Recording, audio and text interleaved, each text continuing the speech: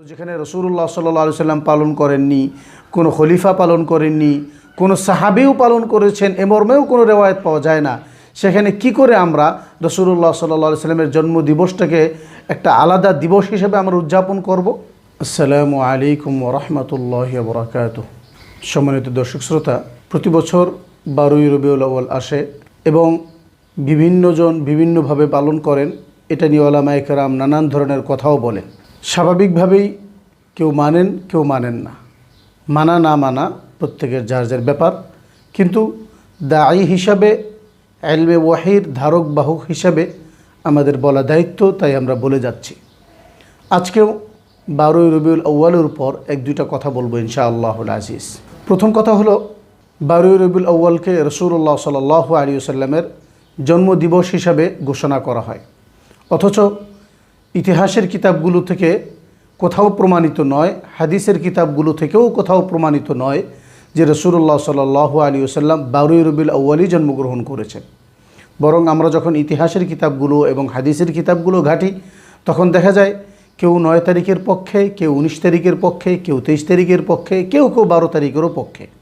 তবে 12 তারিখের পক্ষটা যথেষ্ট পরিমাণে দুর্বল।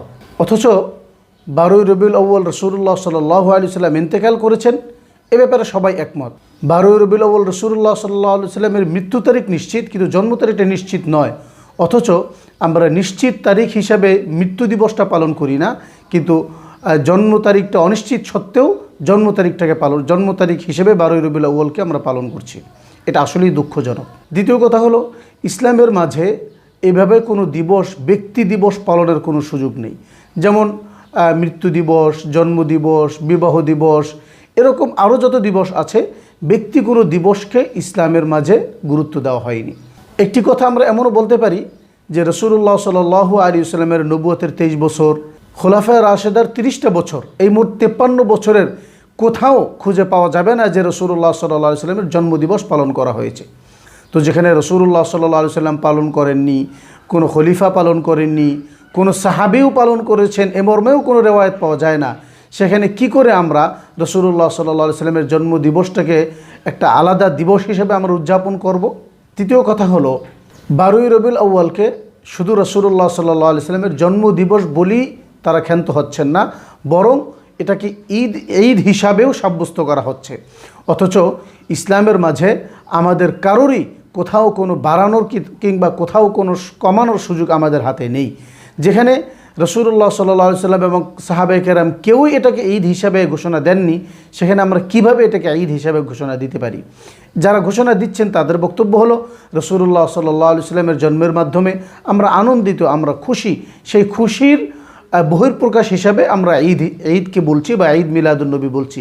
দেখুন বন্ধুগণ, খুশি এটা সত্য, কিন্তু খুশির উদযাপনটা কিভাবে হবে, খুশির বহিঃপ্রকাশটা কিভাবে ঘটবে, এটাও কিন্তু আমাদের রাসূলুল্লাহ সাল্লাল্লাহু আলাইহি ওয়াসাল্লাম এবং সাহাবায়ে কেরামের কাছ থেকে নিতে হবে। যেমন ধরুন, যতগুলো দিবস বা উৎসব ইসলামের মাঝে আছে, প্রত্যেকটার মধ্যেই কিছু না কিছু ইবাদত আমাদের জন্য রয়েছে। রোজার ঈদের জন্য 2 রাকাত নামাজ আছে, কোরবানির ঈদের 2 রাকাত নামাজ আছে এবং কোরবানি নামক একটা বিশেষ ইবাদত আছে। এরপরে আশুরা মুহররমের 10 তারিখ, সেখানেও রোজা আছে।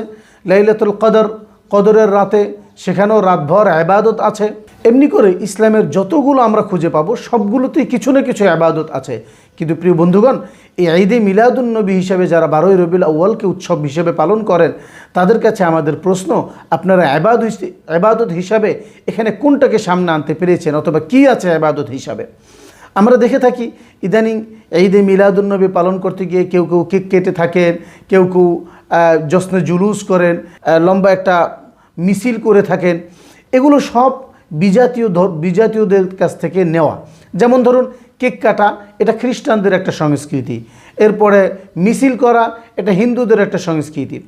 অন্য ধর্ম থেকে সংস্কৃতি নেওয়া এটা ইসলামের মাঝে সম্পূর্ণ নিষেধ, যেটি রাসূলুল্লাহ সাল্লাল্লাহু আলাইহি ওয়াসাল্লাম আর এক হাদিসে বলেছেন, খালিফুল ইয়াহুদ ওয়ান নাসারা ওয়াল মুশরিকিন। এই যে ইহুদি, মুশরিক, নাসারাদের কাছ থেকে বিরোধিতা করার কথা রাসূলুল্লাহ সাল্লাল্লাহু আলাইহি ওয়াসাল্লাম 1450 বছর আগেই বলে গিয়েছেন, এবং এটি ইসলামের একটা মূল নীতি যে অমুসলিমদের বা বিজাতীয়দের সমস্ত সংস্কৃতির উল্টাটা বা ভিন্নটাটা মুসলমান পালন করবে। মুসলমান বা মুমিনগণ তাদের নিজস্ব সংস্কৃতির মধ্যে থাকবে।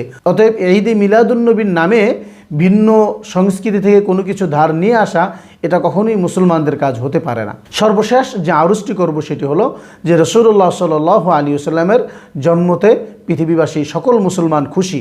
সেক্ষেত্রে আমরা আনন্দ উদযাপন করতে পারি, কিন্তু আনন্দটা কিভাবে উদযাপন করব এটিও রাসূলুল্লাহ সাল্লাল্লাহু আলাইহি ওয়াসাল্লাম আমাদেরকে শিখিয়ে গিয়েছেন। আর একটা হাদিসের মধ্যে রাসূলুল্লাহ সাল্লাল্লাহু আলাইহি ওয়াসাল্লাম বলেন, আমি সপ্তাহে সোমবার এবং বৃহস্পতিবার রোজা রাখি। এর তিনটি কারণ রাসূলুল্লাহ সাল্লাল্লাহু আলাইহি ওয়াসাল্লাম আমাদের সামনে পেশ করেছেন। এক নম্বর হলো যে সোমবার আমি জন্মগ্রহণ করেছি, সোমবার পৃথিবী আল্লাহ রাব্বুল আলামিন সৃষ্টি করেছেন, এবং বৃহস্পতিবার সাপ্তাহিক আমল আল্লাহ রাব্বুল আলামিনের কাছে পৌঁছানো হয়। সুতরাং আমি পছন্দ করি আমার আমল আল্লাহ রাব্বুল আলামিনের কাছে এমন অবস্থায় পৌঁছুক যেন আমি রোজাদার।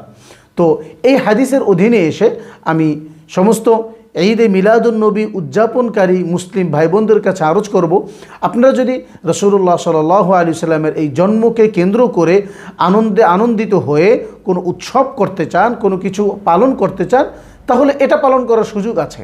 অর্থাৎ সারা বছরের প্রতি সোমবার আপনি একটি করে রোজা রাখবেন। উদ্দেশ্য হলো রাসূলুল্লাহ সাল্লাল্লাহু আলাইহি সাল্লাম সোমবার জন্মগ্রহণ করেছেন, এটা যদি আপনি পালন করেন, সারা বছর যদি আপনি রোজা রাখেন, তাহলে আপনার এই রাসূলুল্লাহ সাল্লাল্লাহু আলাইহি সাল্লামের জন্ম হিসাবে বা জন্মকে কেন্দ্র করে একটা কিছু পালন করা এটা বৈধ হিসাবে ইসলামের মধ্যে চলে আসবে। এছাড়া আমরা যাই করব না কেন, কোনোটাই ইসলাম আমাকে সমর্থন করবে না। অতএব প্রিয় বন্ধুগণ, আসুন আমরা ঈদে মিলাদুন্নবী নামে ইসলামের নতুন কোনো কিছু আবিষ্কার না করি।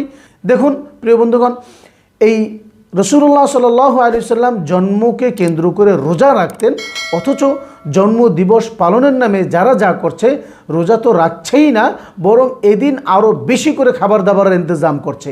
এটা কী করে হলো? অতএব আমরা ইসলাম পালন করতে গিয়ে নিজেদের মন গড়া কোনো কিছু না করে রাসূলুল্লাহ সাল্লাল্লাহু আলাইহি সাল্লামের দেখিয়ে যাওয়া পথ এবং সাহাবায়ে কেরামের দেখিয়ে যাওয়া পথ এবং মতকে আমরা অবলম্বন করব, তাহলেই আশা করতে পারি আমাদের এই ইবাদতগুলো আল্লাহ রাব্বুল আলামিনের কাছে গ্রহণযোগ্যতা পাবে এবং এর বিনিময়ে পরকালে আমরা কিছু পাবো। আল্লাহ রাব্বুল আলামিন আমাদের এই ছোট্ট কথা কটা বোঝার তৌফিক দান করেন এবং আজীবন আমল করার তৌফিক দান করেন। আমিন ইয়া রাব্বাল আলামিন। ওয়া আখিরু দাওয়ানা আনিল হামদুলিল্লাহি রাব্বিল আলামিন। আসসালামু আলাইকুম ওয়া রাহমাতুল্লাহি ওয়া বারাকাতুহু।